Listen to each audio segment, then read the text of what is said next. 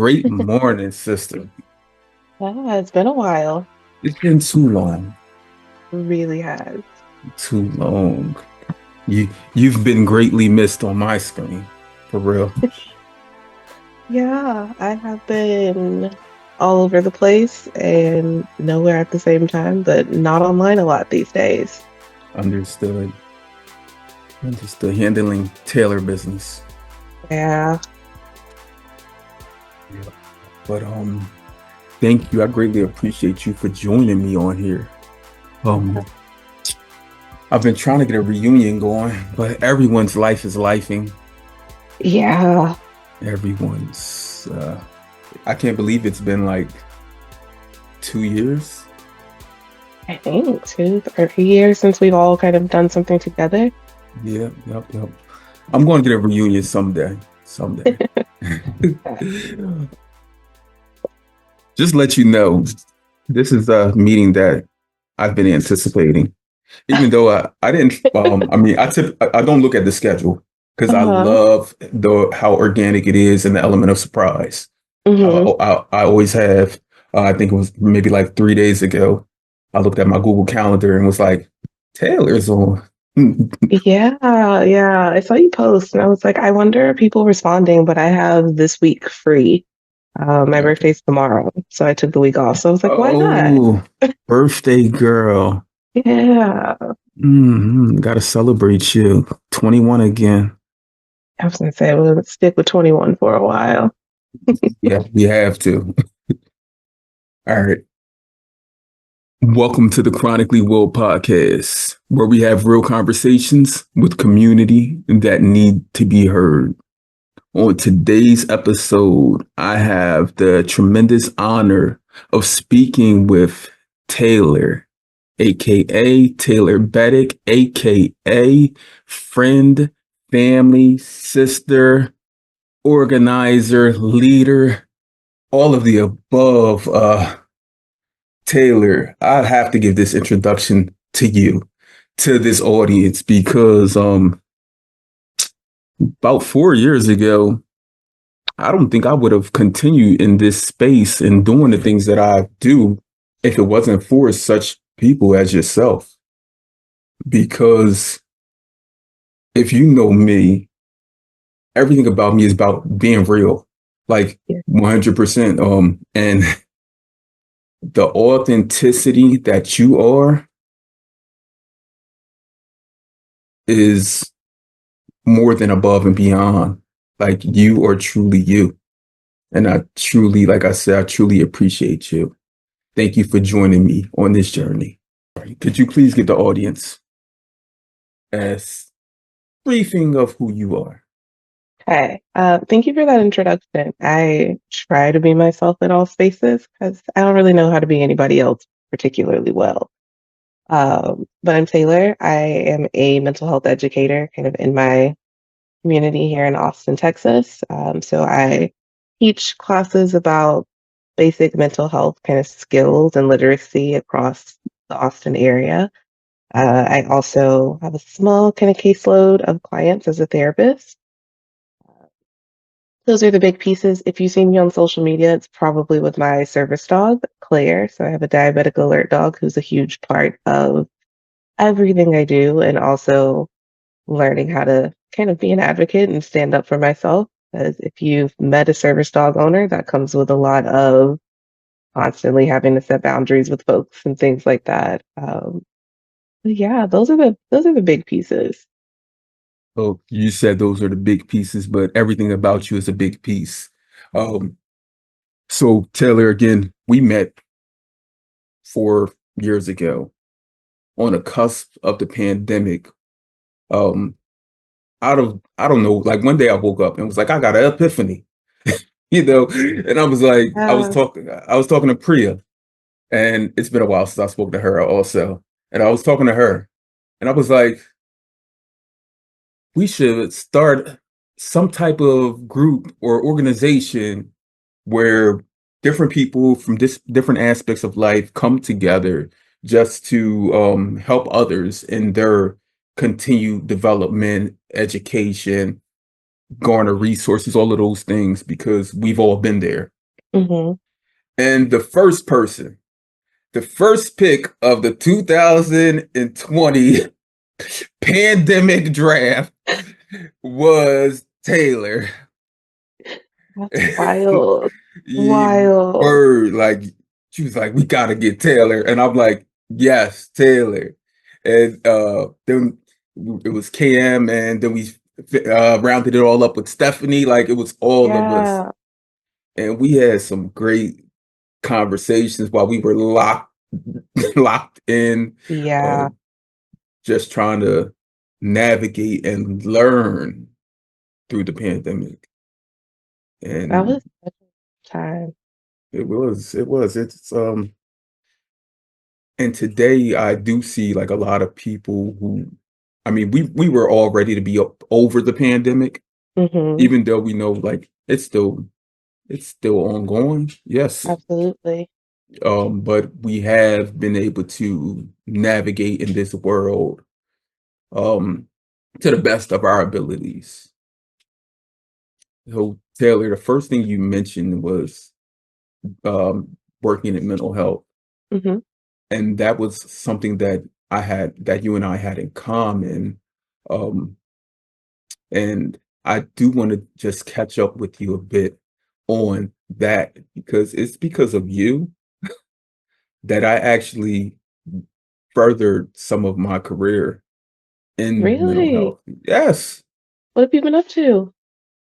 So I was already working in the education system as a media literacy and asset development coach.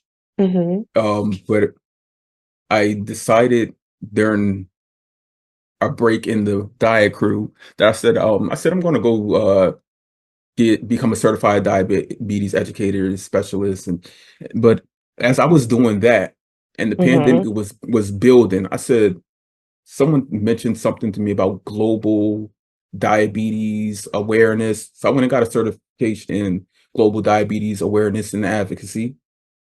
That's why I've like been like rounding and doing all of these things. Mm-hmm.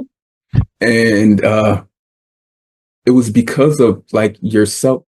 You used to speak a lot about continuing education. Um even the jobs that you had, how you were learning on the job, and Yeah. just knowing those things, and knowing your background a bit, it helped me in my development, because you and I, when we first met, we were both going through some real deep, dark times in our Mm-hmm. lives. And again, I thank you for helping me out of that dark time. Yeah.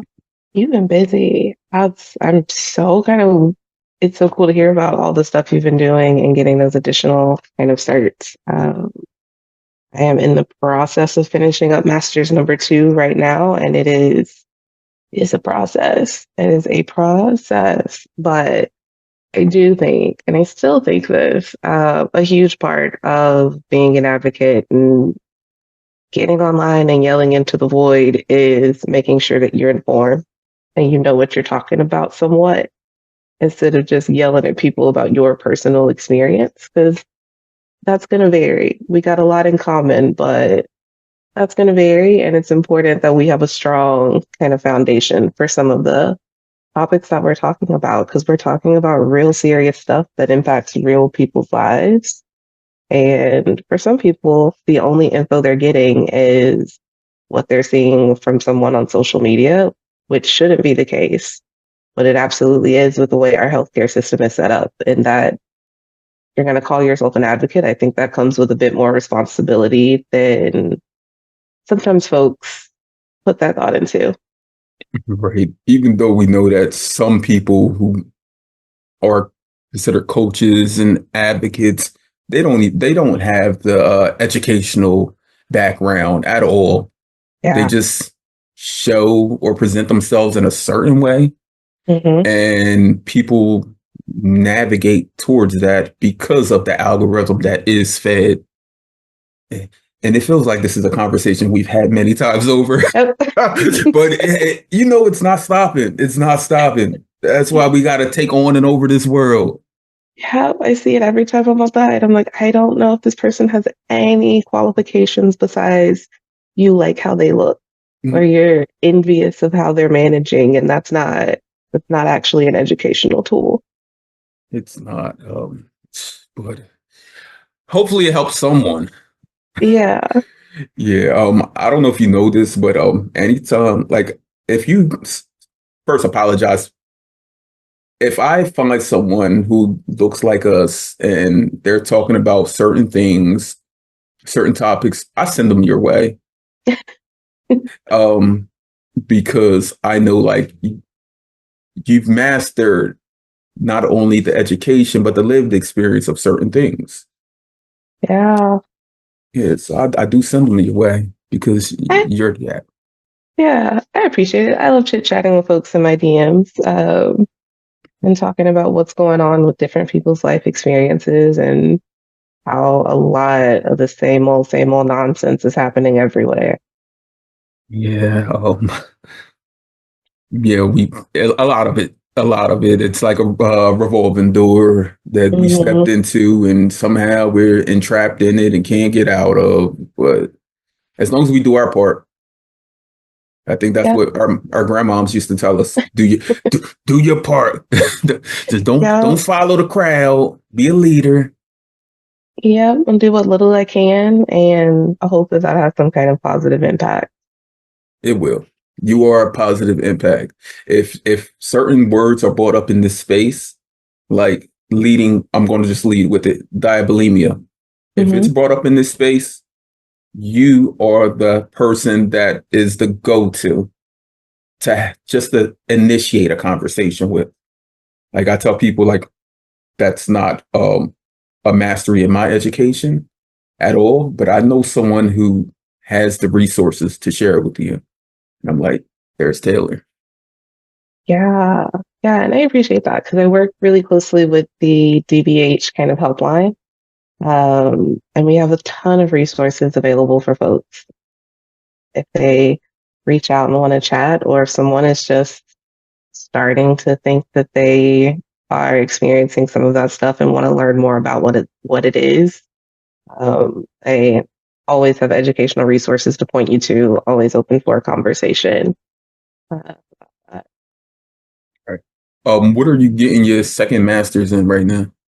my goodness. So this is You're getting it this, in my goodness. this is a long conversation about bureaucracy, and how all of our systems are wild. So I have a master's in applied psychology with kind of an emphasis in program design and research. Because once upon a time, I was a bright-eyed undergrad and thought, oh, I'll get a master's and then go straight to get a PhD. And life was like, no, ma'am, relax. You need to get a real people job in between. So unfortunately, because I did not have 9 additional hours of an internship on that first master's, I did not qualify to take the Texas exam to do clinical work. So I am now getting an entirely second master's where I took essentially 40-ish of the same hour plus the additional 9 internship hours to do clinical work. So I am now at the end of that master's. Fingers crossed, we will wrap that up in May, to be able to do full-time kind of clinical work and really get into doing more of the work that I want to do outside of the education piece. And also hopefully eventually getting that certified diabetes educator cert. But you've got to be licensed in the clinical part of mental health first to be able to do that unconventional track to be a diabetes educator as well. Yeah, eventually that's the route we want to take. Eventually, we'll be calling you Dr. Taylor. Eventually, It's going to eventually. happen. It's going to happen. Speaking into existence. Yeah. Right. I'm trying not to think that far ahead yet. I'm like one goal at a time. Right. Because if we look back at, let me see how great my memory is. Because I don't know if you remember, like my memory is like on point. Hold on. 11-year-old Taylor? No, 16-year-old Taylor. If we think back on 16-year-old Taylor, yes, 16-year-old Taylor, it was Uh, 11-year-old Stephanie. mm-hmm. 16, if we think back on 16-year-old Taylor, before diagnosis, um, the things that you wanted to do, the dreams you had, you were already what, a sophomore or junior in high school. Mm-hmm. So many visions. Today, you have even greater vision. Yeah. You've accomplished a lot more than you probably set out for on this journey.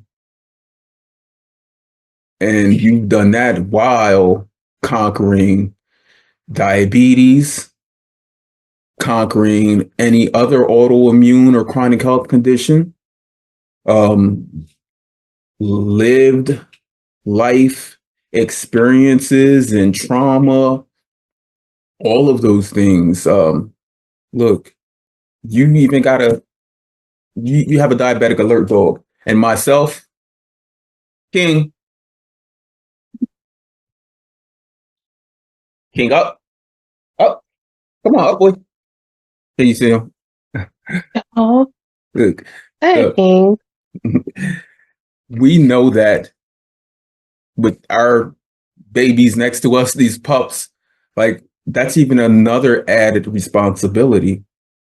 But It you've been is. able to conquer all of these things and you're living a life. So I want to let you know this because I know that not often in any space or people in general, people of color, I don't know. I mean, you know how much I love our black women, our the black queen, like you're everything. Seriously, not often are we gifted the flowers. And not only that, but not often or everyone shared the persons, the people that are making things happen, that are putting in the footwork and just being showing appreciation for them. And again, from day one, I've truly enjoyed your presence because it is a gift. And I just want to let you know, continue that the journey that you're on, the path that you're on, little Taylor, little Taylor would be looking in that mirror or looking outside of her front door and visioning like whatever she was visioning at 15 before the onset of diabetes. Just know like that is still there. Plus, you've done so much more and you continue to. Yeah.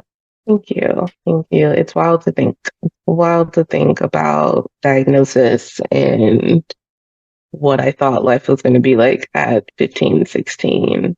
Uh, Diagnosis, re-diagnosis. My endo didn't think I was going to make it this far. So that's always a fun kind of thing And to look back on. um, your diagnosis as a teen girl who's already going through every hormonal imbalance that exists with added on emotional stressors of just being a growing woman, Hmm. knowing that you're going to have to take on greater responsibilities also.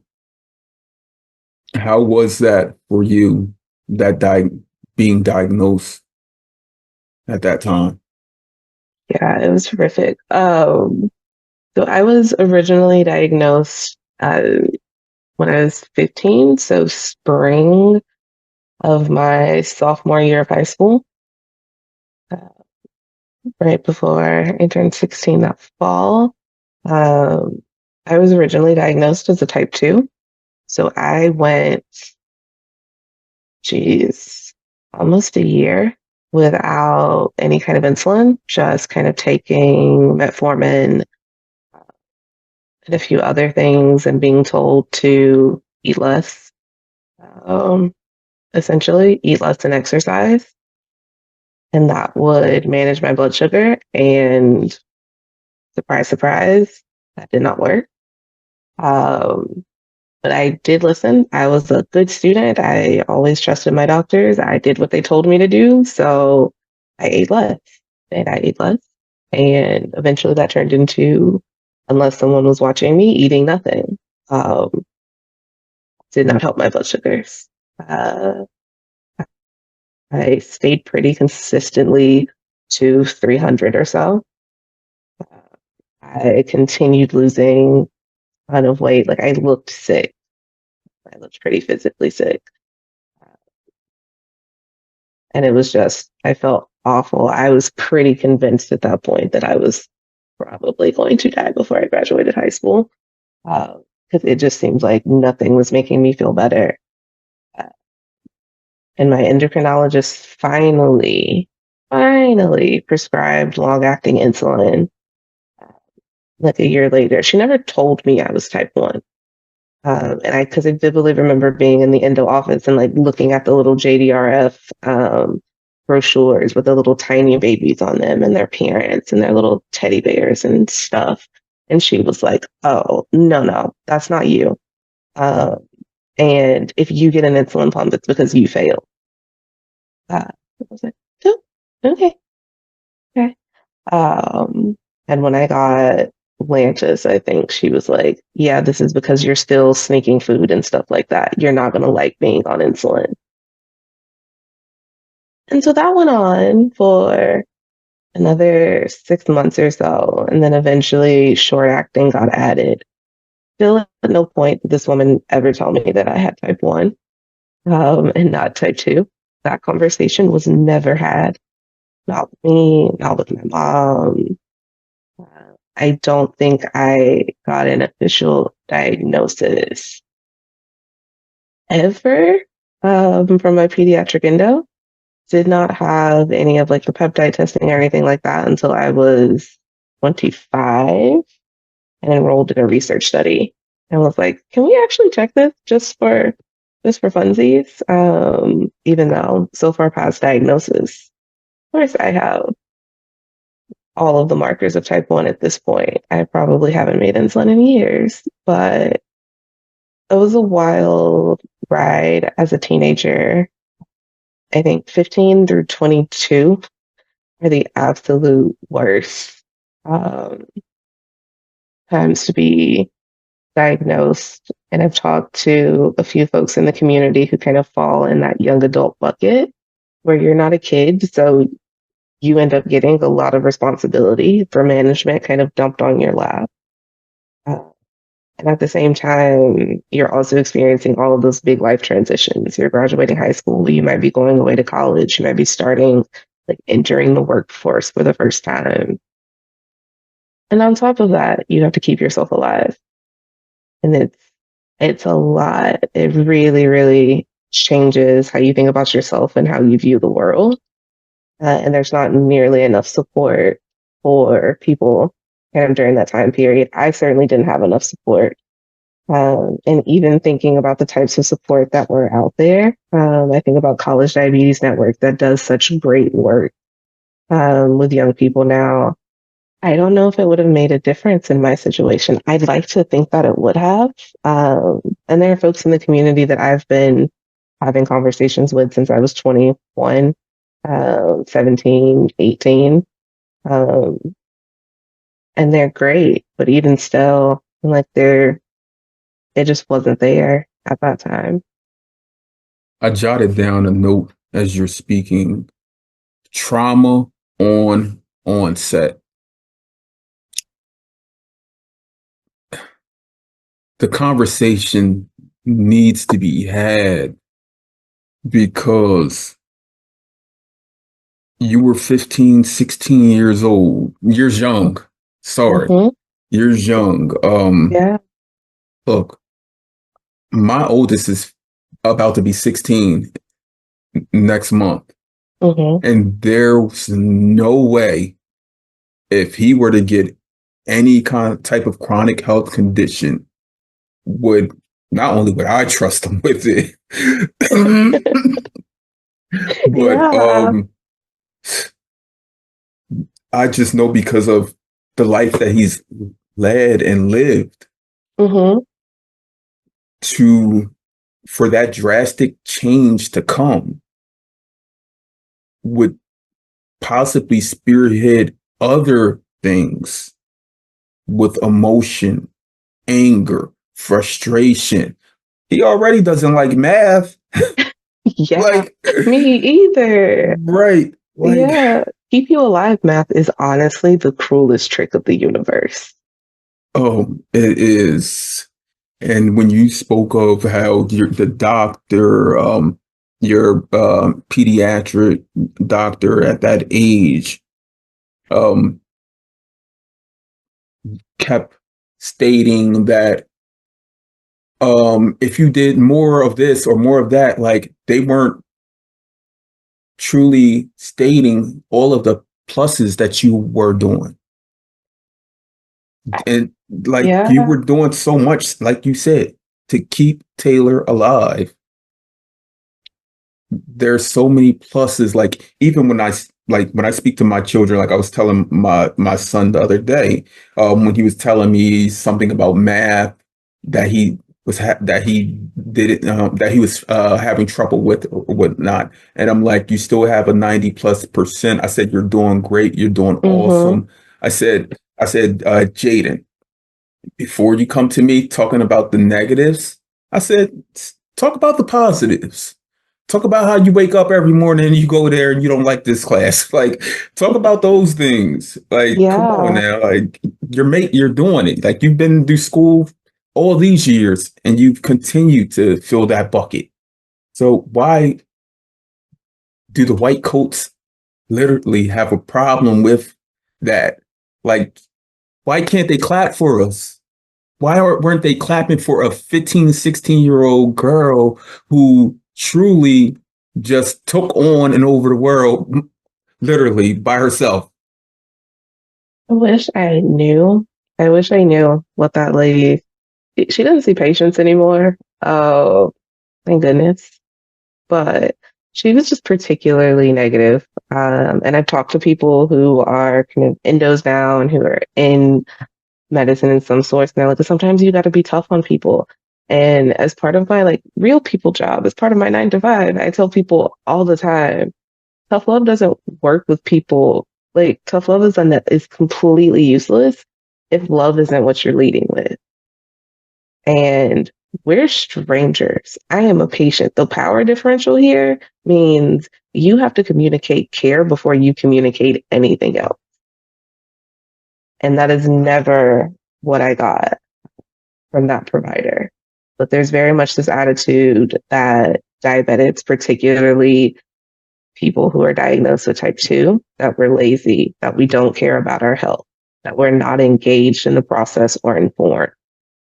And I think about that when I think about the lack of information that my mother was given. Um, she wasn't really told how to take care of me.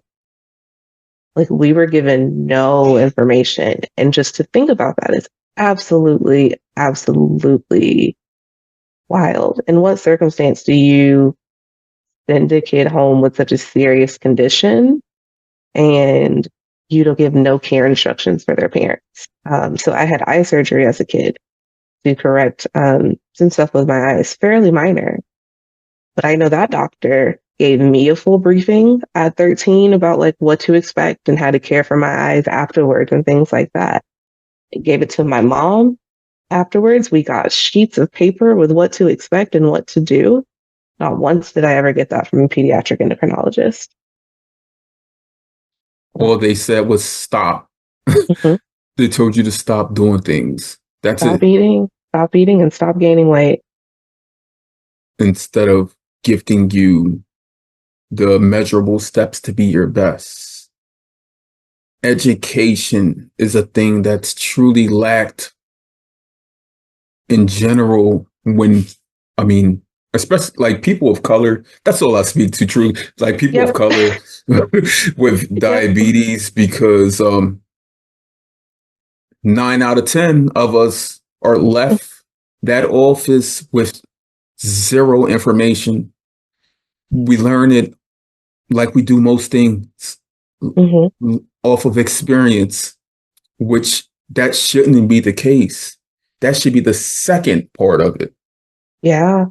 Like, where is that one pager that just breaks down small bullets of this, what it is that you have, what you can do to help better yourself, steps to taking care of you, family. It's a Hmm. traumatic experience for your family, your mother. Like, how are you healing the body without healing the inner workings, the mind, the spirit, all of those things? Because trauma is trauma, Hmm. and trauma on top of trauma is damage control. Yeah. Yeah. And I think we also don't give enough thought to most of us. I know very few, and I'll just say Black people. I know very few Black people with diabetes who, with type 1, who also don't have relatives with type 2, who haven't been closely involved with people who have kind of type 2 and learning about how to, like, I knew how to give shots long before I was diagnosed. I had been giving my grandma her Atlantis and checking her blood sugar in the morning for years at that point. Um, Right. to And this to this day, my mom has never checked my blood sugar because she had such an experience with my grandma.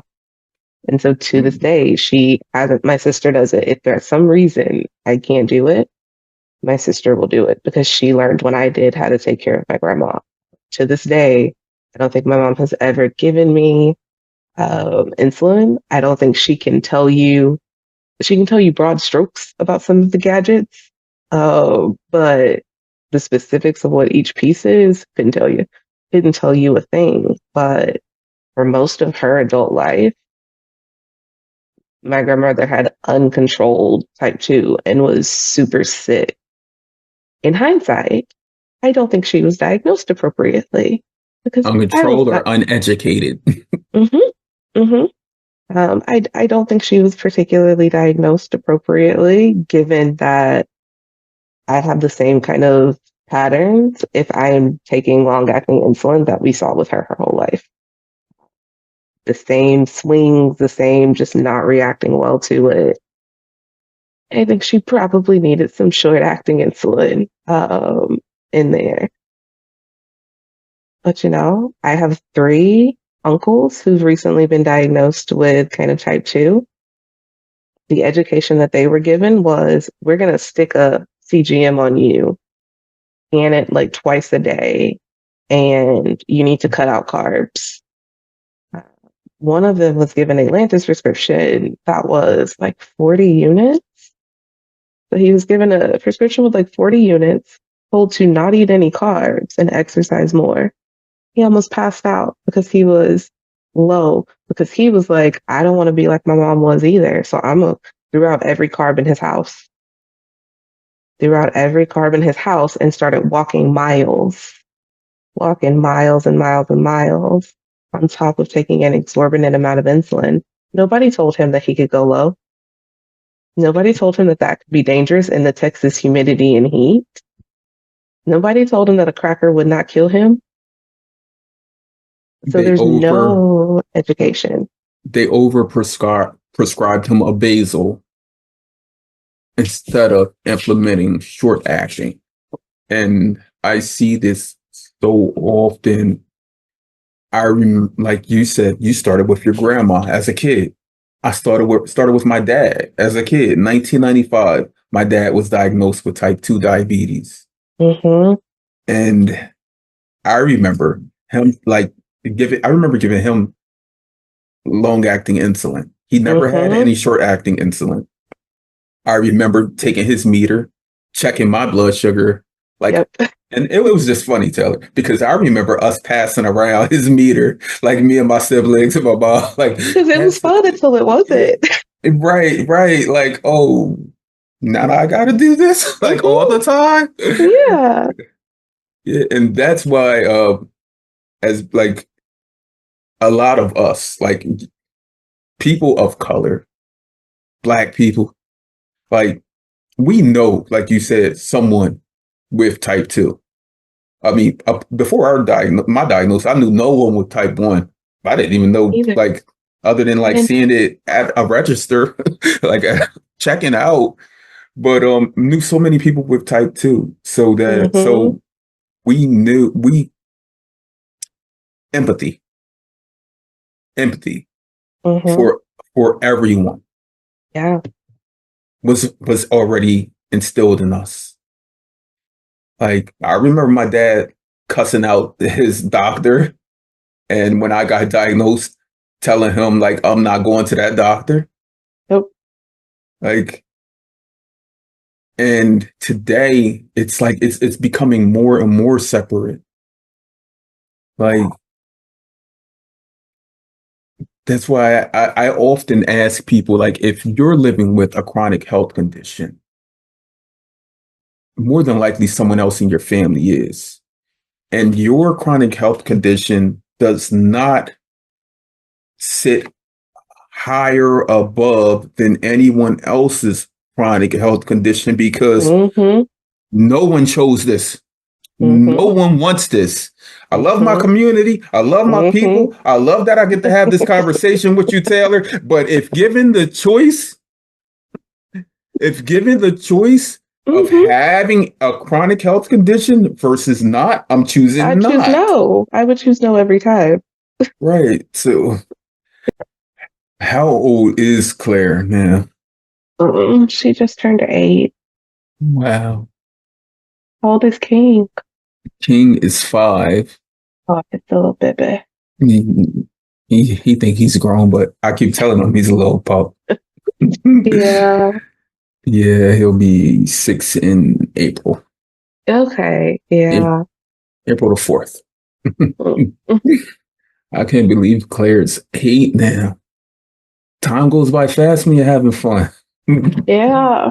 That's my fast for puppers. Right. Too fast, too fast. Ain't too fast. Yeah, I told my wife, I said, and she looks at me like, I said, if I have enough money to get my dog cloned, I said it'd be strange and awkward. I said, but Uh-huh. oh my gosh. I said I can't even picture life without him. Like, Yeah. I don't mm-mm-mm. know. But my partner has a dog too, and because Claire is having a little bit of a health scare right now Got you. that we're having to have checked out, and the line is very clear. I'm like, after this, we will have no more dogs. We will have no more dogs for the foreseeable future because I can't. I understand. Look, Claire has a friend now. Mm-hmm. That's good. Yeah, King wants a friend. I'm selfish. mm. Would King be nice or would King? Because Claire is a bully. Claire has a friend to push around. King loves all animals, cats, dogs, whatever. He doesn't even chase squirrels anymore. He just looks at them. Oh, that's so sweet. No, even at 8, Claire will terrorize a squirrel. Look, as she should. They shouldn't be Yeah. running around her yard. I try to tell them not to. It's in their best interest not to, because she gets real barky. Mm-hmm. Yeah, we were talking about chronic health conditions and Mm-hmm. how one's not greater than the other. Yeah. And that's something I've seen you share along your journey, whether it was via post or just in conversations we've had. And I wanted to ask you, like, I know you see it all the time. I see it all the time also. Someone post about for example, like type 2's got this because of blah blah blah. blah, blah, blah. Yeah. Hmm. And I don't even, if so, look, it's easy for me to remove someone from my existence than to engage in a conversation that would disrupt who I am. Hmm. It's so much easier. It is. How do you navigate that? As Yeah. first, as someone who was diagnosed at a young age. Yeah. I think I used to spend a lot of time trying to engage with people. And that's why I have a lot of empathy. I get the urge to constantly want to be like, actually, no, there are genetic factors, there are societal things, there are all of these things. Nobody asked for this, and to get into that back and forth. Um, I think there are interesting roots to why some of us feel like we really need to dig in and do that. And I'm really always really curious to see if people are still going to take that approach 5, 10 years into their journey. Because for me, it is year 16 going on 17 at this point, because I'm going to be 32 tomorrow. So at this point, my block game is strong. I'm not engaging in conversations with people who have no interest in learning or listening. Um, if the core of your identity is I'm a type 1 diabetic and that makes me different, this is my tragedy, there's nowhere for me to go with you in that conversation because we have a fundamentally different worldview. Yeah, I have type 1, but diabetes isn't the worst thing that's ever happened to me. Like, it barely cracks the top 5. Um, so if this is the defining characteristic of this is my struggle, and it's harder than anybody else's struggle, that's not a conversation I can move forward with. It's not going to get anywhere. I'm going to get mad, and I don't have time to be mad at people on the internet about dumb stuff. Like, there's too much other stuff going on that's more important to argue with people who would never say these things in real life. Like, most of these people would never say these things in our actual faces. So Right, because I'm not we I'm not do giving them go that back, attention. Taylor. You just reminded me, we go back to getting those DM messages, like those crazy DMs, like, I had ugly DMs. I for most of yeah, 2020, that's why at this point, essentially, I could probably go back to posting look, things not just on close friends, but my page is almost exclusively like close friends at this point because some of the DMs and like some of the things that people were saying were just wildly, wildly out of pocket or just absolutely inappropriate. And I was like, because I'm a professional with a real people job, I cannot respond to you the way that you deserve. So I'm going to remove myself from this situation. look, and I'm gonna keep it 100.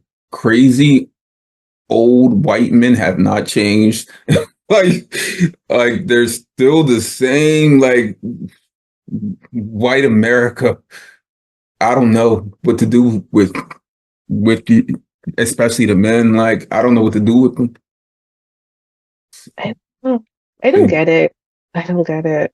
you have everything almost like, or you can access it somehow, some way, Hmm. but you choose to take from us and Yeah, continue to. But I guess it's a learned experience, like everything. I guess. I know there's another, gosh, is it is it Amani like Prejudice and Spice? I can't remember, but during the pandemic and kind of talking about mass disabling events and how people act within chronic illness communities, kind of made a comment that often people who have privilege outside of their kind of chronic illness will then come into those communities that are a little tighter and then just reinforce those hierarchies in order to preserve some level of self esteem. And that has always stuck with me because I feel like we see it a lot. We see it a lot because my question is why do we, as people with a chronic illness, feel the need to be the diabetes police? Like, what do you gain by telling someone you caused your diabetes? I didn't cause mine. What does that do for you? It doesn't cure your diabetes. It doesn't make insulin free. It doesn't make Dexcom not bleed us all dry. Like, what do you gain? What do you gain from that other than some weird feeling of superiority? Right. What truly is that gain?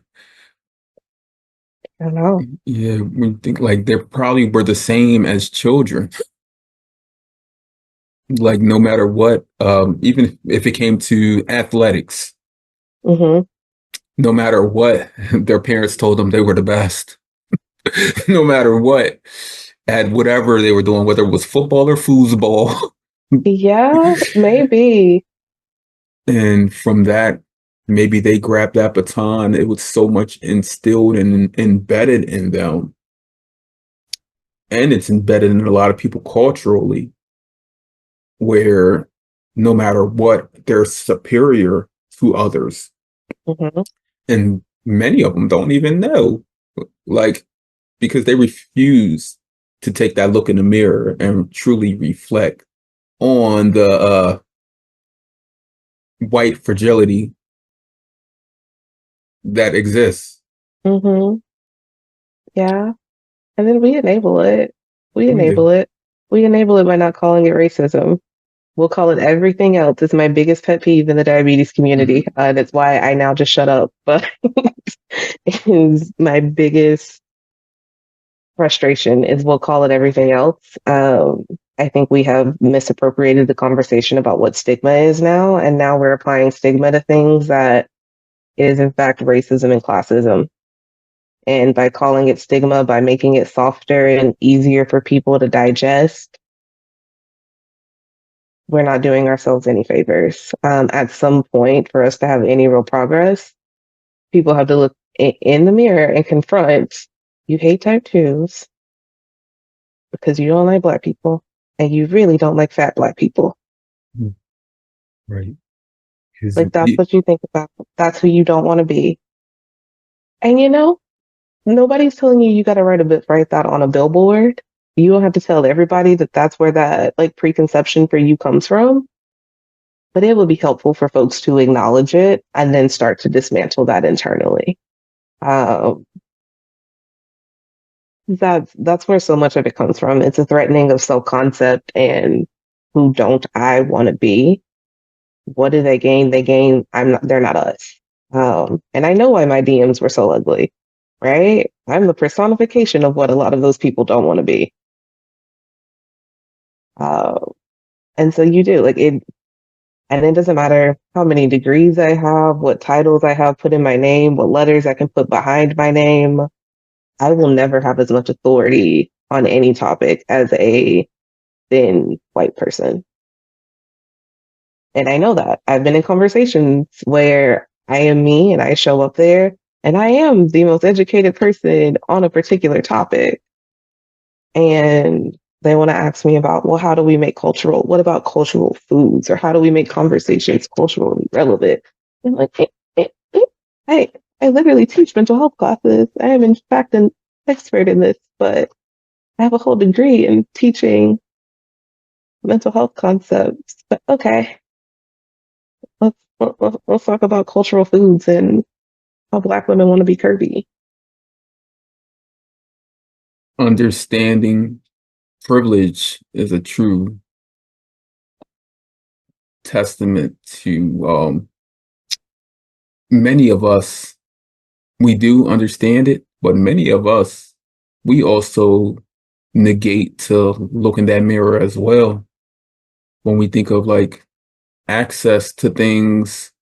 Because I mean, I've spoken to people all across the world in Uganda who don't even Mhm. have access to glucose meters at times, never seen a CGM in real life, like Yep. still Yep. using the same NPH insulins that are 30 plus years dated. And I know Cam and I had a conversation about this recently, and we were talking about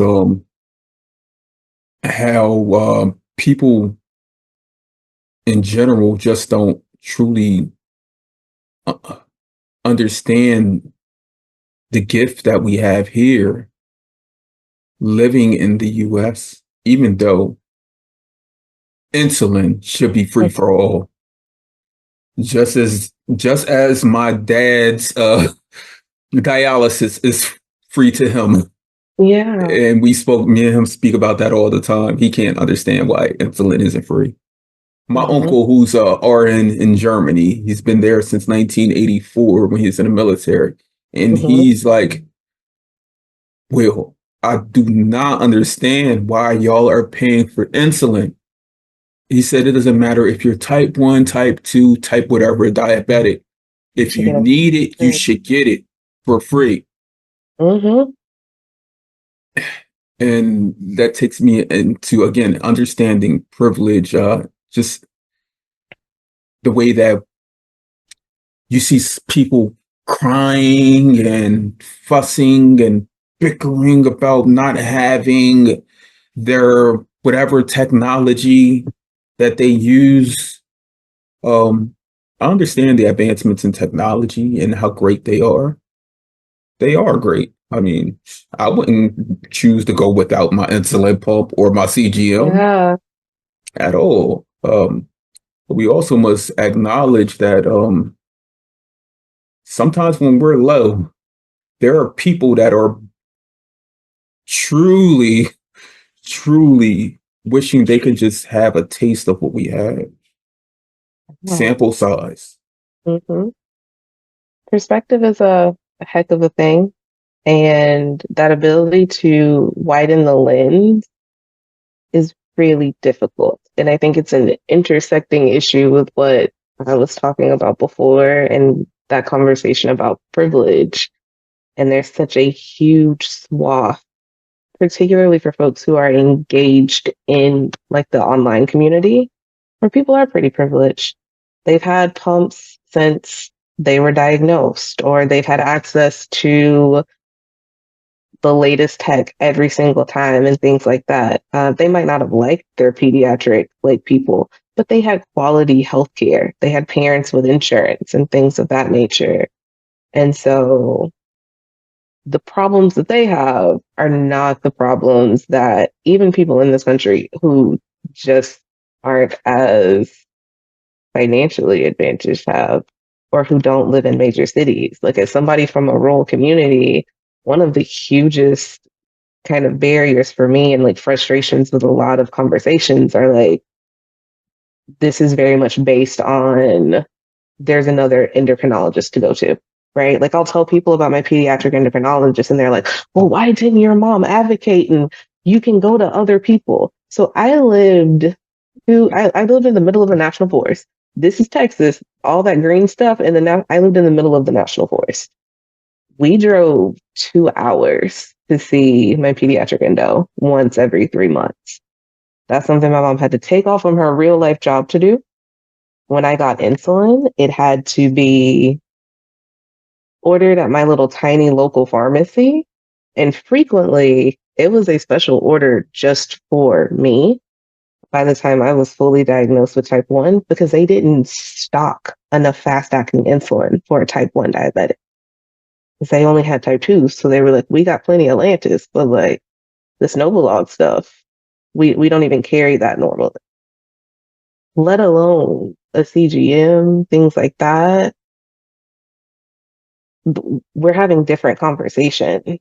And I don't think people ever, they're not talking to people who are from those communities. They have no kind of concept of what's up like, even just on kind of the scale of within the US. And then when you move beyond that, we just don't like to think about it. It's easier not to think about it. It's a lot easier to focus on, I don't want to have to pay for insulin, right? And there are absolutely people who genuinely can't afford insulin and frequently have issues with access and things like that. I always question if we're actually hearing from those people because often the voices I hear are that are the loudest are people who are inconvenienced versus people who've actually struggled. And that disconnect is rough, because choosing which bills you're going to pay in order to make sure that you can buy insulin is very different than you didn't get to go on your preferred vacation. Choosing, am I going to pay rent? Am I going to pay my car note? Or am I going to buy insulin?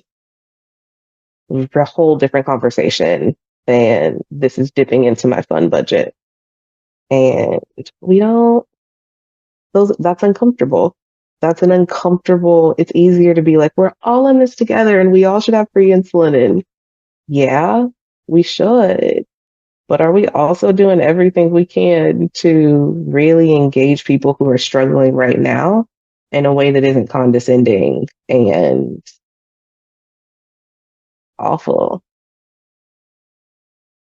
Right. It's almost like having that conversation and asking, um, when when they do have access to insulin, or they sharing that resource,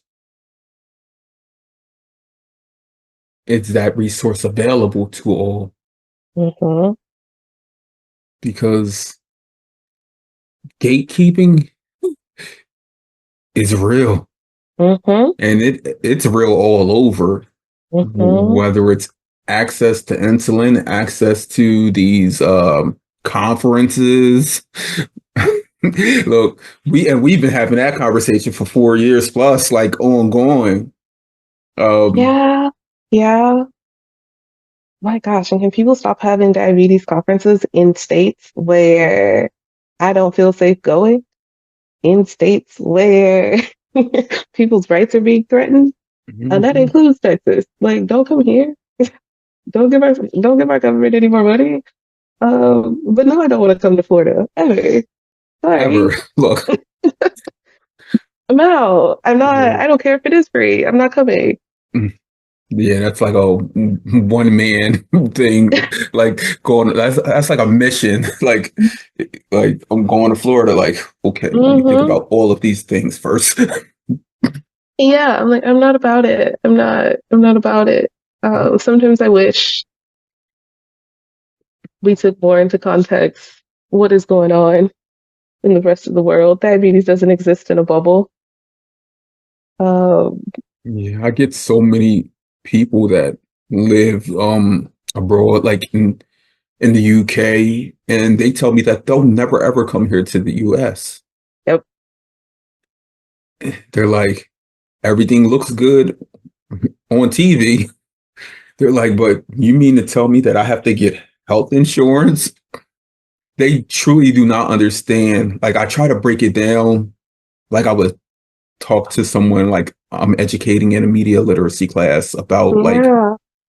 media and things. And they're like, but still, you have to pay to see a doc. I mean, like, you got to pay to get your insulin. You got to, Hmm. they're like, what is the formulary and why are there different plans? And like, it's so much of a science. Like, Hmm. I don't understand it. It is right. absolutely wild. Like, it's like PPOE versus like all of these things. Like, they're like, hold on. It's not, Hmm. they're like, it's not the same. Insurance isn't all the same. Like, you just pay into it and then you Hmm. can go get your stuff. They're like, I thought it was just that people couldn't afford paying for the insurance. They're like, no, there's gold and silver and platinum plans. Then you got to pay the doctor. Then you got to pay the doctor to look at your CGM. Then you got to pay the doctor to do the prior auth so that the insulin, like, so that you can get the insulin that the doctor prescribed, which does come with an additional cost. So Right. yeah, it's not just paying for the insulin or paying for the insurance. It's the 50 steps in between. So many. Like, they're like, so come January and you have your new insurance, you can just go get your stuff, right? I'm like, huh? Yeah, don't. That's before I start talking about the deductibles and pen. Like it's so much, so much. That's why, like I tell people, if you can get on any of these like programs within the insulin manufacturers, the technology comes up, whether it's anything, any kind of state Medicaid, like if you have a state that has good, like, like if you Wow. I feel look, very called out right look, now. if Yep. you basically if you're like in the Northeast or Yeah. California, On the West Coast. like yeah, I love that for y'all. I if love that you're for like y'all. Midwest, South, there's hope, Yeah. No, right? no. When I was uninsured, the conversation that I had with the folks at like the Texas Medicaid thing was like the only way that we will cover you and you will be able to access like insulin and resources through this funding is you if you're pregnant. Like if you get pregnant, yeah, you qualify for Medicaid. And I was like, that will fundamentally make so many things worse. Worse, Like like that can't be the answer. That cannot be the answer. The answer was in fact having a friend who could go to Mexico and get insulin, or I could go visit and we could go together and get insulin. Or I had a job at the time that took me very close to Canada and I could go to Canada. That in fact ended up being the answer. But within my state, not a thing. not an option. Not a thing. 'Cause yeah, even the low cost clinics, the GPs there would not prescribe fast acting insulin.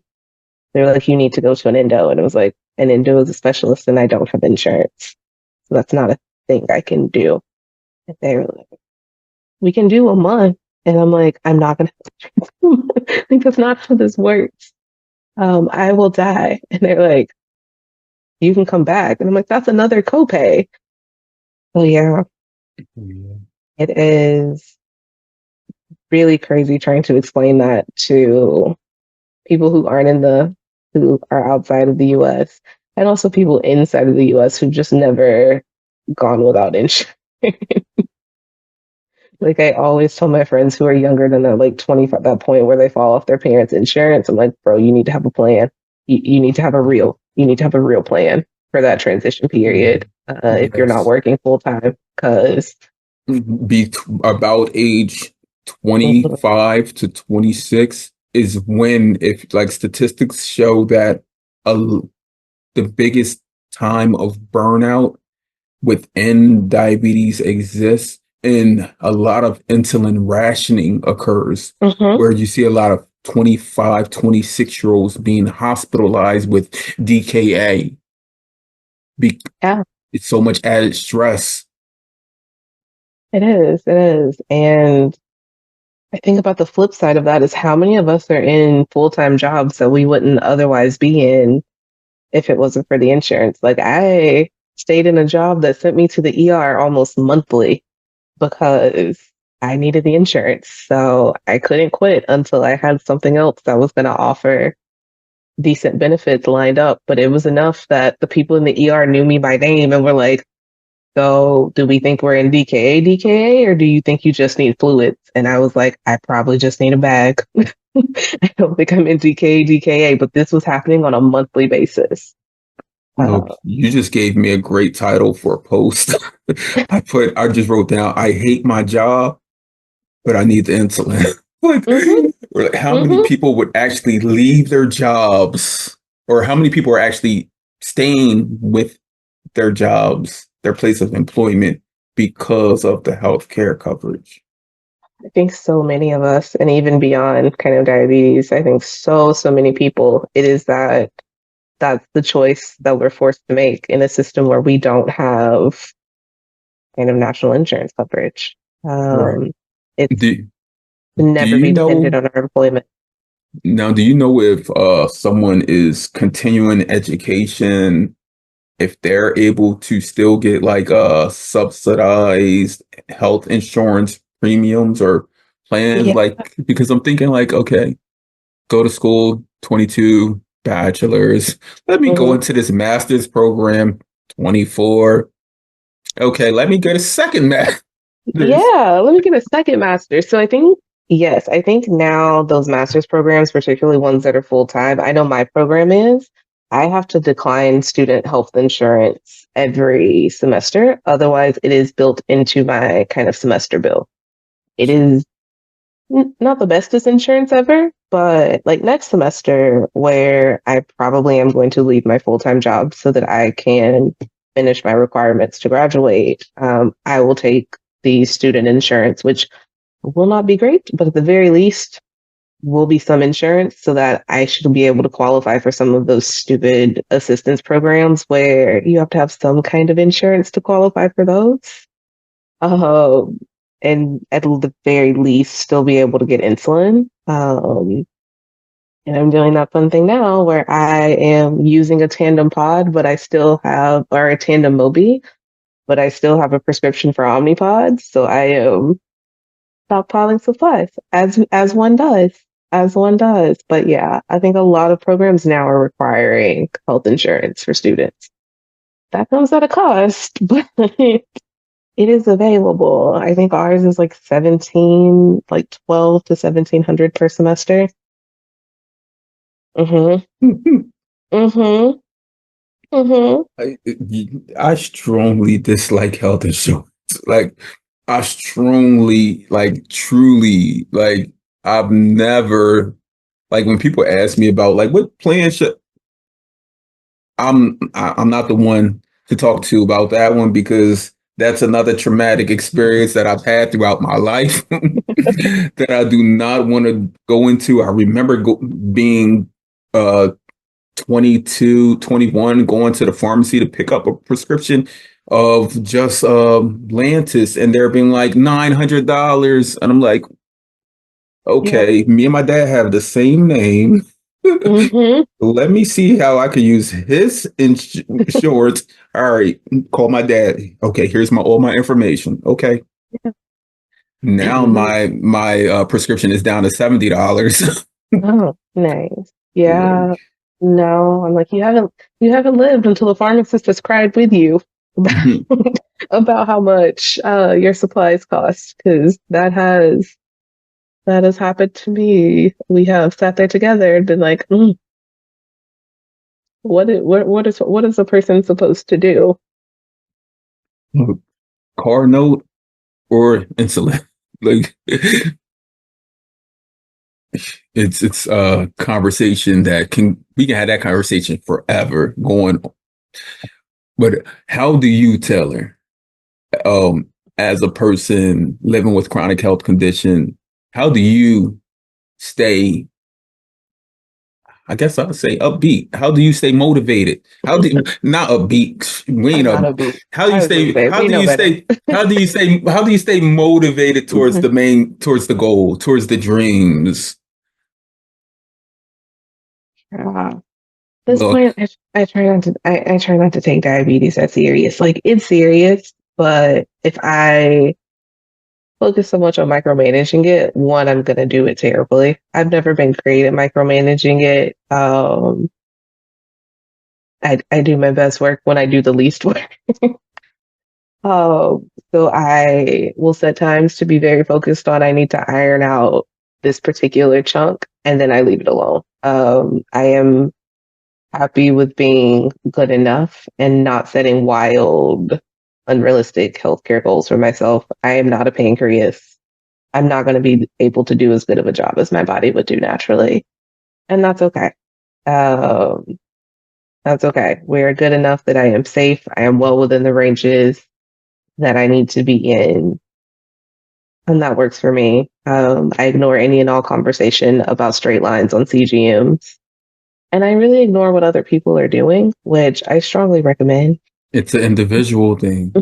I can't recommend enough that, Like, sure, we can talk about the yeah, mental health and how it affects yeah, you. yeah. Like if there are things like that, if there are specific things that you're interested in how other people manage. So when I just switched pumps, there are a few people that I trust, and I was like, hey, how are you navigating this? What's worked well for you?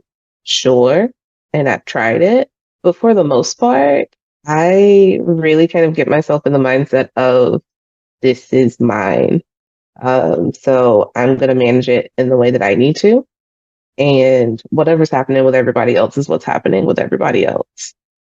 And And it's that's been been great. yours since you Mhm. were 15, 16 years old. So Yeah, yeah. it's the But at one infant that point, keeps on giving.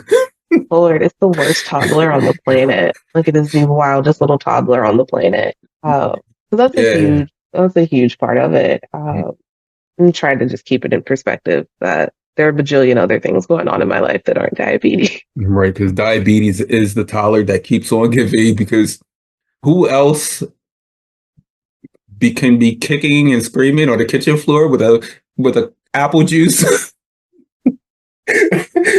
stuffing their face with gummies. Yeah, I Like didn't eat peanut butter for 2 years because I just had a conversation with someone about that. They were like, they hadn't. This was last week. They hadn't eat. They will never eat peanut butter and jelly again. yeah, They were like, I remember that was the go-to. Like, I used to do peanut butter toast when I was in because it was cheap. It was right, so right. cheap. So I used to do a lot of like peanut butter toast for Lowe's, and now rarely. I can't remember the last time I had like peanut butter on toast with like some cinnamon or anything because just like there were years where that was all I did to treat Lowe's, and now I can't stand it. Right. And we truly do need that food stipend something like Just a juice stipend, just a juice right. box stipend. Give me a $30 juice box stipend per month or Yeah. every couple few months, something. Mm-hmm. Cover that. There's something One on my taxes. Can I claim juice box medical one supply? one jar of peanut butter, maybe. Mm-hmm. Yeah. Has diabetes affected you in like relationships, whether it's significant others, friendships, family wise over the years? Yeah, yeah. I think it changes. It changes. Like I said, I'm on going on year 17 at this point. So a lot less now than I think it used to, but that's mostly because my approach to how I talk about diabetes has changed in relationships. I used to very much be one of those people who was like, I'm just not going to tell anybody. We don't need to talk about this. I got it. I'll manage it myself. I realize that that's not an effective way to do anything. And people can't help you if they don't know that you need help. And you can't be mad that people aren't helping you if you did not tell them that sometimes you need help. So I am very lucky to have a partner now who's very fond of like hiding fruit snacks everywhere and making sure there are always fruit snacks in my purse and fruit snacks on the bedside table and things like that. And it's very, very kind of vigilant in, are you okay? Do you need anything? And I made him a whole little Taylor's Diabetes for Dummies Google Doc because I'm like, sometimes you be asking too many questions. And when my blood sugar is like 50, you gotta ask less questions. So there's a document for you to refer to. Taylor, let me tell you, a few years ago, I made an entire one sheeter because I was like, my kids are growing. Like, Hmm. They need to I know. gave everyone one, kept one on the refrigerator, and I actually sent a link to it. Yep. I said, just in case. I mean, they haven't had to Yeah. use it, but last week I was taking my boys to the ophthalmologist Hmm. and my pump started beeping. I'm like, oh, I'm out of insulin.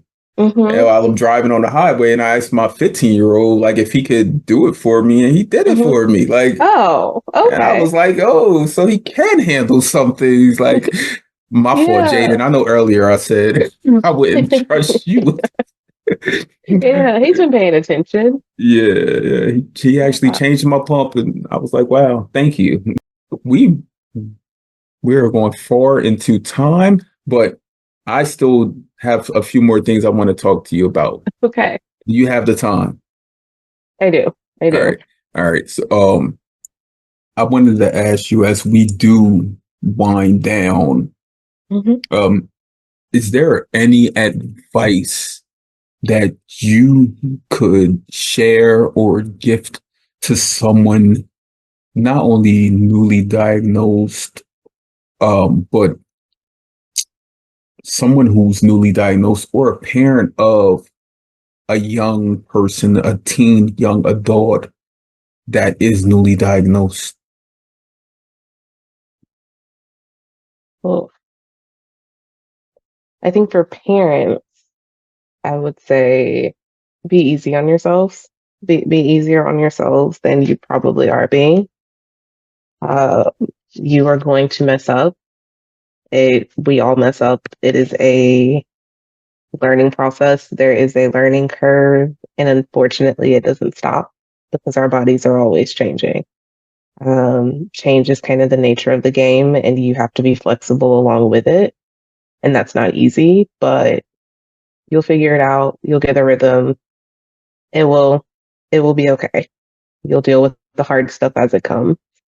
Uh, and pretty much the same advice to folks who are newly diagnosed. It is going to change. It is going to be a learning curve. You will always have to put in some work into figuring it out. Often, just when it feels like you've got everything kind of dialed in, something will change, and that's not a failure. That's just life. And try to be gentle with yourself through that process, and just kind of remember you don't have to do this by yourself, and that can mean being part of the community or seeking out professional support through kind of mental health. We don't talk about that, and people don't do that enough, but the sky doesn't have to be falling to see a therapist. If you just kind of want somebody to talk to about how you're feeling about diabetes or managing this adjustment period to I once didn't have a chronic illness to I do now, or I'm not managing it like I used to, that's okay. It's always a good idea to talk to a therapist. It can't hurt to talk to a professional about kind of how you're feeling if you notice that it's really weighing on you. But yeah, you don't have to do it by yourself. You don't have to do it in secret. There are folks who are available to kind of talk to. Thank you for that, Taylor, because this diagnosis can be isolating. It is isolating. Even Mhm. living with it for myself, 21 plus years, yourself, 17, it the majority of it has been isolating. But look at us now. Right. No holds barred. Like Talk about diabetes everywhere now. yeah, I remember those days of not even speaking of diabetes, like doing everything in secrecy, which is Hmm. okay if that's what like, which is Yeah. okay. Hmm. Like everyone is not the same. We don't need to flash everything. We No. don't. Your choosing is your choosing. Everyone deals with every lived experience differently. Hmm. Um, one last question for you, Taylor. Have you at first, well, it's a double-sided question. Have you ever imagined life without diabetes? Like going to like this is your Disney princess moment. Yeah. Have you ever imagined life without diabetes? Yeah. Yeah. Of course. I didn't always have diabetes, but I remember I'm not quite old enough yet that I've forgotten what that was like. And boy, sometimes would I just like to have ice cream in peace. To be fair, in a lot of ways, things wouldn't be super different. I think if I'm being completely honest about the trajectory of my life and where I've ended up versus where I thought I was going to be prior to diagnosis, I don't know how different it would be. I wanted to be a pediatrician. I wanted to be a doctor. that was never going to work, given some things that I realized that I absolutely hate as a college student. I was always going to end up kind of doing the profession that I was doing. I think the only major difference would be the people that I've met kind of through the community, the people that I've met in real life um, are a bit different. But unfortunately, as much as I like to say that diabetes is a huge part of my life and changes all the things, I don't know how much it would actually change for me. I am, I am who I am. You are, and that is you are not that. You are on the day a cure is here, Taylor. We speak this Mm, into existence. yeah.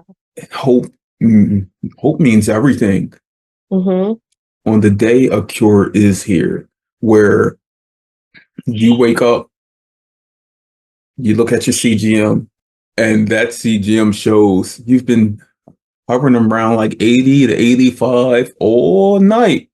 Yeah. You get up, stretch a bit, put your feet on the floor, and you notice it's still around 80 to 85. Like, Yeah. this is not normal. Hmm. For those who live with diabetes, you understand. For those who don't, the Yeah. variables of diabetes are infinite. You get a call from a close friend in the DOC, diabetic online community, and they're like, Hmm. my diabetes isn't working today. I don't know what's going on. I went to the gym at 6:30, was Hmm. and I didn't get all these changes and fluctuations. I haven't given myself any insulin. You find out that that cure is here on that day, and everyone is fully free of insulin dependence. Our bodies are back to making this on its own. Hmm. On that day, you find out, what do you do? Well, I'm gonna get a coffee and I'm gonna take my dog on the longest walk in this very nice park that I don't frequently go to because there's not a real trail. And so there are no people and it is scary. And I never think I have enough fruit snacks. That's day one. I'm gonna keep it real small and I'm gonna go and wander without being like, do I have all the things that I need to make sure that I don't die because I didn't have 15 grams of fruit snacks with me, um, and actually be able to enjoy it. Having that little voice in the back of our heads at all times really dampens some experiences. So yeah, I'm just gonna go out and enjoy a day, and be able to wander. And just enjoy life. Hmm. Even though we still have a lot of worries and problems. You know, sure, lots of still worries and problems, other health conditions to manage, but I'm just looking at, I'm trying to, like, I got this vision, this view, like, I'm like, okay, Taylor's without diabetes, but Taylor's about to, she's about to roar, roar big other places. yeah, Like, all yeah, this energy that's put into this, what we could be yeah. doing. I was gonna say, yeah, no. Then I'm immediately probably going to start looking at PhD programs again. But You'll get there.